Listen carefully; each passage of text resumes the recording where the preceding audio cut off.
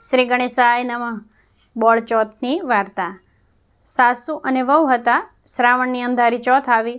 સાસુ નદીએ નાહવા નીકળી જતાં જતાં કહેતી ગઈ, વહુ, આજે ઘઉંલો ખાંડીને રાંધી રાખજો. એમના ઘરમાં એક ગાય હતી. ગાયના ઘઉંવાળા વાછરડાનું નામ ઘઉંલો હતું. વહુએ વાછરડાને ખાંડણીયામાં ખાંડી હાંડલામાં ઘાલીને ચૂલે ચડાવ્યો. વહુ ભોળી હતી. સાસુએ કહ્યું કાંઈ અને સમજી કાંઈ. સાસુએ તો ઘઉંલો ખીચડો રાંધવા કહ્યું હતું, ત્યારે વહુએ વાછરડો રાંધ્યો. સાસુએ નદીએથી આવીને પૂછ્યું, વહુ, ઘઉંલો ચડાવ્યો ને? વહુ બોલી, ચડાવ્યો તો ખરો, પણ શું ઉદ્માત કર્યો છે, શું ઉદ્માત કર્યો છે? ઘણો જોરાવર, તાણ્યો તણાય નહીં, કાપ્યો કપાય નહીં, શું ભાંભરડે, માંડ માંડ ખાંડ્યો છે. સાસુના પેટમાં ફાળ પડી. તે બોલી ઉઠી, વહુ, તે શું કર્યું? કયા ઘઉંલાની વાત કરે છે? વહુ બોલી, આપણા ગાયનો ઘઉંલો. એમાં અકળાવશો શું? તમે જ કહ્યું હતું ને?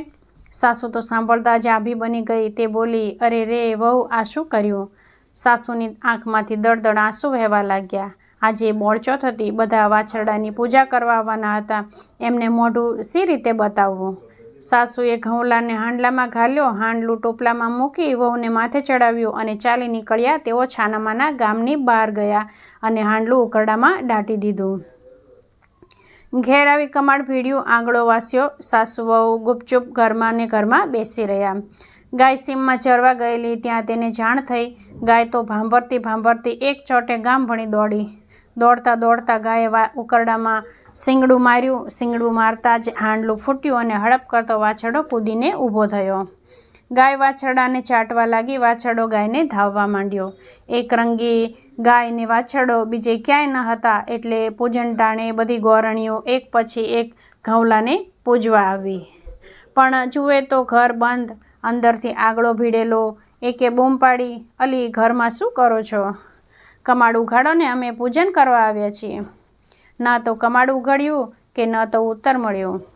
એટલામાં ગાય વાછરડાને લઈને દોડતી આવી અને આંગણામાં ઊભી રહી. ગળામાં હાંડલાનો કાંઠલો ને વાછરડો તો બચબચ ધાવવા વળ્યો. બીજી ગોરણી બોલી, અલી, વાછરડો ધાવી જાય છે, કમાડ ઉઘાડો ને.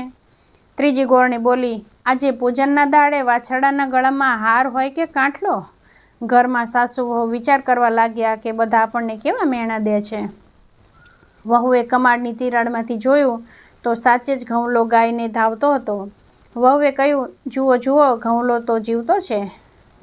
સાસુએ તો ઘઉંલાને જીવતો જોઈ ફટ દઈને કમાડ ઉઘાડ્યું. સાસુ વહુ બહાર આવ્યા. બધાને બનેલી વાત કહી. ગોરણીઓને કહ્યું, બહેન, તમારા વ્રતના પ્રતાપે મારો ઘઉંલો સજીવન થયો.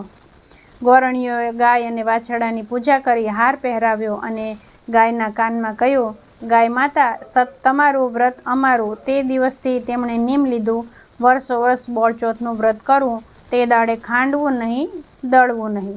બોળચોથનું વ્રત જેવું ગોરણીઓને ફળ્યું એવું અમને ફળજો. જય ગાય માતા.